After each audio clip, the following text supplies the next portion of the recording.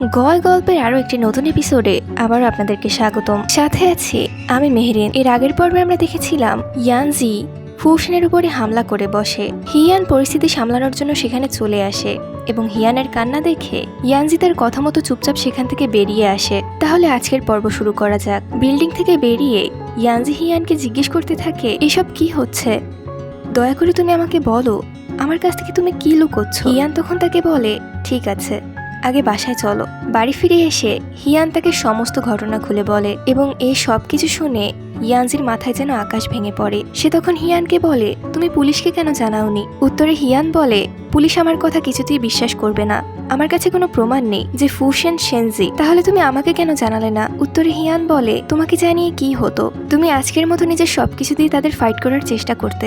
আমি বিশ্বাস করি না কোনো আসামি এভাবে পার পেয়ে যেতে পারে। সে তখন রাগের মাথায় পুলিশকে ফোন করার সিদ্ধান্ত নেয়, কিন্তু হিয়ান তাকে থামিয়ে দিয়ে বলে, ইয়ানজি, তোমার কি মনে হচ্ছে ব্যাপারগুলো এতটাই সহজ? আর ঠিক তখন ফোর্সফুলি তাদের অ্যাপার্টমেন্টের দরজা খোলার শব্দ ভেসে আসে এবং কিছু অপরিচিত লোক তাদের অ্যাপার্টমেন্টে ঢুকে পড়ে। ইয়ানজি তখন অবাক হয়ে জিজ্ঞেস করে, তোমরা কারা? এখানে কি চাও? কিন্তু তারা কোনো কথার জবাব না দিয়ে ইয়ানজিকে অনেক বেশি মারতে থাকে।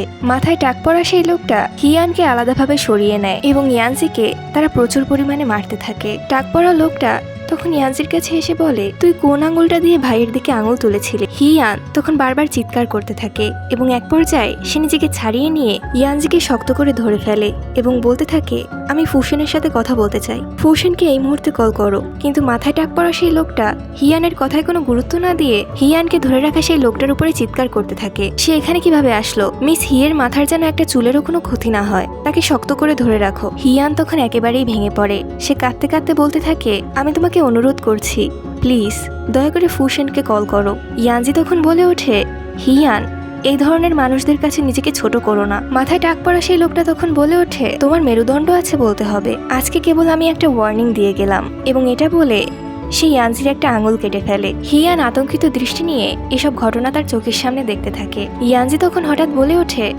গিয়ে ফুশেনকে বলো, যদি সে হিয়ানকে যেতে দেয় তাহলে সে আমার জীবনটাও নিয়ে নিতে পারে। হিয়ান দ্রুত ইয়ানজিকে নিয়ে হসপিটালে চলে আসে। হসপিটালের ডক্টর তখন হিয়ানকে বলে, তার কাটা আঙুলটা কোথায়?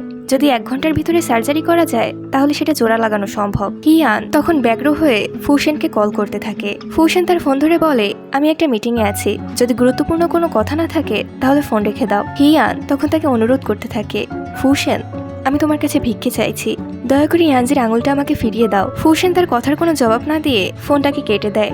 হিয়ান তখন ফুশেনের অফিসে যাওয়ার সিদ্ধান্ত নেয় এবং যত দ্রুত সম্ভব গাড়ি চালিয়ে সে ফুশেনের অফিসে চলে আসে। হিয়ানকে যেন আজ কোনো কিছুই থামাতে পারবে না। সে দ্রুত ফুশেনের কনফারেন্স রুমের দিকে এগিয়ে যায়।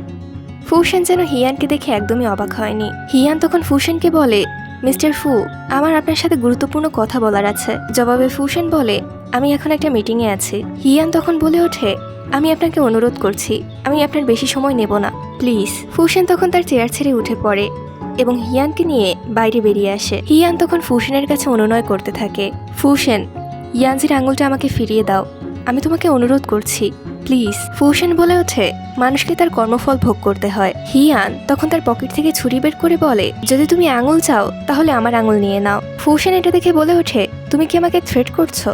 কিন্তু হিয়ান সত্যি সত্যি তার আঙুলের দিকে ছুরি এগিয়ে দিচ্ছিল। ফুশেন শেষ মুহূর্তে তার ছুরিটা ধরে ফেলে এবং সেটা তার হাত থেকে ফেলে দেয়। তুমি কি পাগল হয়ে গেছো হিয়ান? হিয়ান ফুশেনের পা জড়িয়ে ধরে কান্না করতে থাকে এবং বলতে থাকে, ফুশেন, আমি তোমার কাছে ভিক্ষে চাইছি, দয়া করে ইয়ানজির আঙুলটা আমাকে ফিরিয়ে দাও। তাকে এমন অবস্থায় দেখে হয়তো ফুশেনের কিছুটা মায়া হয়। সে তখন সেই মাথায় টাক পড়া লোকটাকে ফোন করে জিজ্ঞেস করে, আঙুলটা সে কোথায় রেখেছে? উত্তরে সে জানায় সে সেটাকে রাস্তায় ফেলে দিয়েছে। ফুশেন তখন সেটাকে খুঁজে বের করার জন্য অর্ডার করে এবং হিয়ানকে নিয়ে সে সেখানে চলে আসে।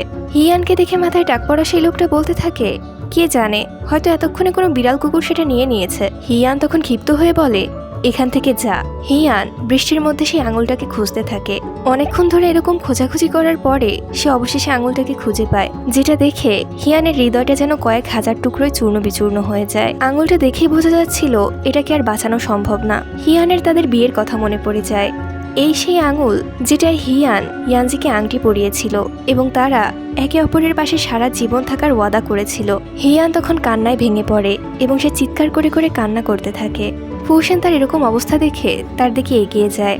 পরক্ষণে হিয়ান মনে মনে ভাবতে থাকে, কেঁদে কি হবে, না, আমি আর কাঁদবো না।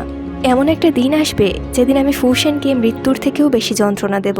কেবলমাত্র সঠিক সময়ের অপেক্ষা। ফুসেন হিয়ানকে বলে, উঠে দাঁড়াও। ফুসেনের প্রতি হিয়ানের ঘৃণা যেন এক মুহূর্তের মধ্যে ফেটে পড়তে চাইল। সে ফুসেনের কথা মতো উঠে দাঁড়ানোর চেষ্টা করে, কিন্তু হিয়ান যেন ঠিকভাবে হাঁটার শক্তি খুঁজে পাচ্ছিল না। ফুসেন তখন হিয়ানকে সাহায্য করে।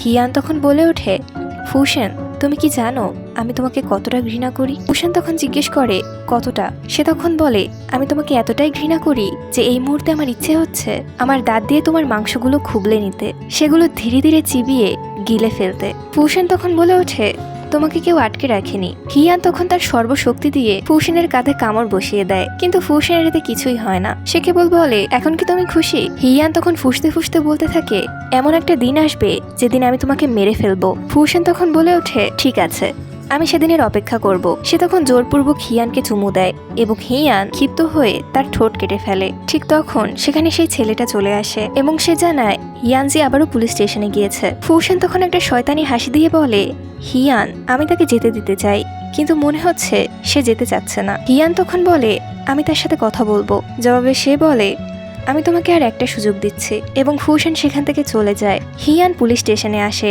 এবং সেখানে ইয়ানজিকে অপেক্ষারত অবস্থায় দেখতে পায়। সে হিয়ানকে দেখে তাকে জড়িয়ে ধরে বলে, তুমি কি ঠিক আছো? আমি পুলিশের কাছে এসেছি, কিন্তু তারা বলছে তারা প্রমাণ ছাড়া কোনো ধরনের অভিযোগ দাখিল করতে পারবে না। হিয়ান তখন বলে ওঠে, ফুসেন কখনো পিছনে এভিডেন্স রাখে না। ইয়ানজি, আমি চাই তুমি কেবল বেঁচে থাকো। ফুসেনের এই ব্যাপারটাকে আর খুঁজিও না। অবশেষে পুলিশ ইয়ানজিকে জানায় তারা কেসটা নিতে পারবে না, কারণ তাদের কাছে কোনো প্রমাণ নেই। ইয়ানজি এতে অনেক বেশি হতাশ হয়ে পড়ে। তারা দুজন পুলিশ স্টেশন থেকে বেরিয়ে আসে। ইয়ানজি তখন বলে ওঠে, তোমার মনে হয় পুলিশকে সমস্ত ঘটনাটা না জানানো বুদ্ধিমানের কাজ? ইয়ান তখন তাকে বলে, ইয়ানজি, আমি যা করেছি তুমি তার জন্য আমাকে ঘৃণা করতে পারো অথবা আমাকে ভালোবাসতে পারো। তুমি নিজেকে এবং আমার বাবা মাকে বাঁচাতে পারো।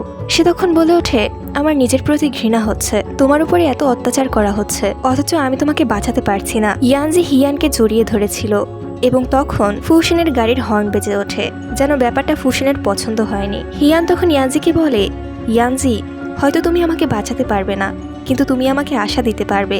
আমাকে নরকের মধ্য দিয়ে যেতে হবে এবং শেষ অবধি যদি আমি বেঁচে থাকি তাহলে তুমি আমাকে নরকের দরজা থেকে ফিরিয়ে আনবে। হিয়ান ইয়ানজিকে বিদায় জানায় এবং সে ফুসেনের গাড়ির দিকে এগিয়ে যায়। ফুসেন তখন হিয়ানকে বলে ওঠে, কি হৃদয় বিদারক দৃশ্য, তোমার তো উচিত গড়াগড়ি করে কান্নাকাটি করা। হিয়ান তখন তাকে বলে, এমন ভান করো না যেন তুমি জেলাস। ফুসেন হিয়ানের দিকে এগিয়ে এসে বলে, তুমি কি ভয় পাচ্ছ যে আমি তোমার প্রেমে পড়ে যাব, নাকি এটা ভয় পাচ্ছ যে তুমি আমার প্রেমে পড়ে যাবে? হিয়ান তখন ভাবলেশহীন ভাবে বলে, তোমার মধ্যে প্রেমে পড়ার মতো কি আছে? তোমার নিচু মানসিকতা নাকি তোমার অমানবিকতা? কি এমন আছে যাতে তুমি মনে করো তুমি আমার ভালোবাসার যোগ্য? ফুসেন তখন হিয়ানকে বলে, আমি দেখতে সুন্দর, আমার ক্ষমতা আছে, তুমি যা চাও আমি তোমাকে এনে দিতে পারি। ফুসেন তখন হিয়ানের দিকে এগিয়ে আসতে থাকে এবং হিয়ান তখন বলে ওঠে, তুমি সত্যি একটা অমানুষ। হিয়ানকে ফুসেন তার বাসায় নিয়ে এসেছে। হিয়ান তখন মনে মনে ভাবতে থাকে, যতদিন পর্যন্ত আমি তার দুর্বলতা খুঁজে না পাচ্ছি ততদিন পর্যন্ত আমার তার কথা মতো চলতে হবে। এবং প্রথম দিনই সে অনেক গর্জিয়াস ভাবে তৈরি হয়ে নেয়। ফুসেন আবারও তার চেলাদের সাথে গেম খেলছিল। হিয়ান সেখানে চলে যায় এবং সে মনে মনে বলতে থাকে, ইয়ানজির রক্তের বদলা আমি রক্ত দিয়ে নেব। ফুসেন হিয়ানকে দেখে খুশি হয়ে যায়। হিয়ান তখন তার সামনে বসে থাকা ছেলেটাকে বলে, আমরা আজকে একটা গেম কেন খেলি না? এই গেমে যে হারবে বিজেতার কথা অনুযায়ী তাকে একটা কাজ করতে হবে। ছেলেটা তখন ফুসেনের পারমিশন চায় এবং ফুসেন এতে অনুমতি দেয়।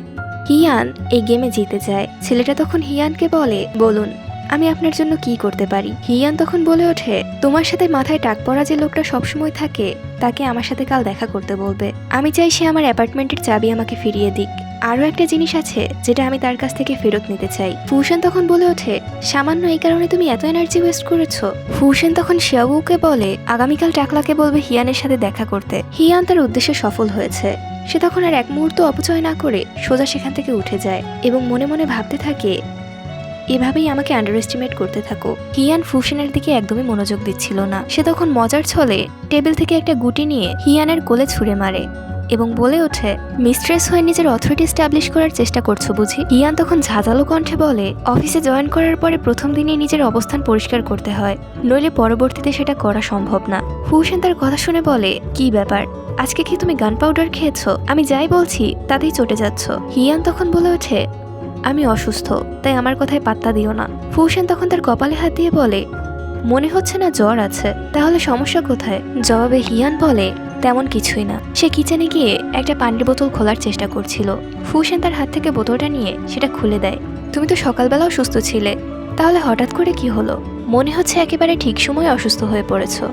তার কথা শুনে হিয়ান প্রচন্ড ক্ষেপে যায়। সে ফুসেনের দিকে পেনকিলারের একটা প্যাকেট ছুঁড়ে মারে এবং বলে, ফুসেন, তোমার কি মনে হয় এসব ব্যাপারে আমার কন্ট্রোল আছে? কেবলমাত্র তোমার জন্য আমার কিসের ভেতর থেকে যেতে হয় তোমার কোনো ধারণা আছে? হিয়ানের এমন আচরণে ফুসেন ক্ষেপে যায় এবং বলে, হিয়ান, তোমার মনে রাখা উচিত তোমার উপরে মানুষের জীবন নির্ভর করছে।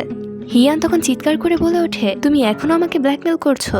পিরিয়ড ক্র্যাম্পসের সময় মেয়েদের কত পরিমাণ কষ্ট হয় তোমার কোনো ধারণা আছে? ফুসেন তার কথা শুনে অনেকটা হচকচিয়ে যায়। হিয়ান তখন আরো ফুসতে ফুসতে বলে, কিন্তু চিন্তা করো না, ইয়ানজি আর এখন আমার জীবনে নেই, তাই আমি যদি বন্ধাও হয়ে যাই তাহলেও সেটা কোনো ম্যাটার করবে না। ফুসেন তখন তাকে শান্ত কণ্ঠে বলে, তুমি ওষুধ খেয়ে বিশ্রাম নাও, আমি তোমাকে ডিস্টার্ব করব না।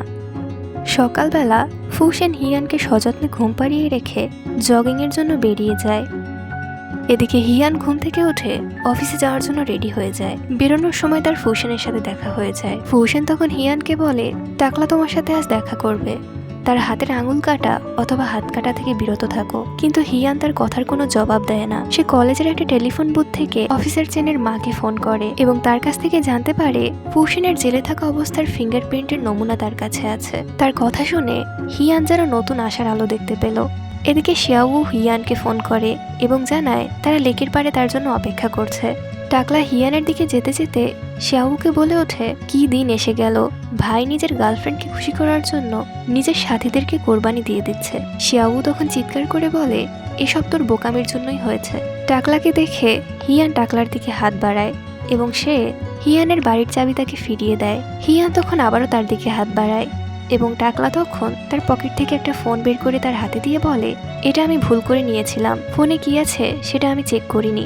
সে তার হাত থেকে ফোনটা নিয়েই সেটা পানিতে ছুঁড়ে মারে। হিয়ান তখন বরফ শীতল গলায় বলে ওঠে, আর টাকলা তখন নিজের পকেট থেকে একটা ছুরি বের করে হিয়ানের দিকে এগিয়ে দিয়ে বলে, ভাইয়ের জন্য আমি আমার জীবনও দিয়ে দিতে পারি, সামান্য একটা আঙুলেতে কিছুই না। জবাবে হিয়ান বলে, আমি বদলা নিতে আসিনি, আমি শুধু তোমাকে মনে করিয়ে দিতে এসেছি। এর পরের বার কার সাথে পাঙ্গা নিচ্ছ সেটা ভালোভাবে চিন্তা করে নিও। শিয়াবু তখন বলে ওঠে, মিস হি, আমাদের এটা মনে থাকবে, তাই দয়া করে এবারের মতো তাকে মাফ করে দিন। জবাবে হিয়ান বলে, তুমি ঠিক বলেছ, প্রথমবারের মতো আমার তাকে মাফ করে দেওয়া উচিত। এক মুহূর্তের মধ্যে সে টাকলার হাতটা ফুটো করে দেয়। সে প্রচণ্ড যন্ত্রণায় চিৎকার করে ওঠে এবং হিয়ান ছুরিটা ফেলে দিয়ে সেখান থেকে চলে যায়। ভিডিওটি ভালো লাগলে অবশ্যই সাবস্ক্রাইব করতে ভুলবেন না। তাহলে আজ এই পর্যন্তই, কথা হবে আবার নতুন কোনো পর্বে। ততদিন পর্যন্ত সবাই ভালো থাকুন, সুস্থ থাকুন এবং গল্পের সাথে থাকুন।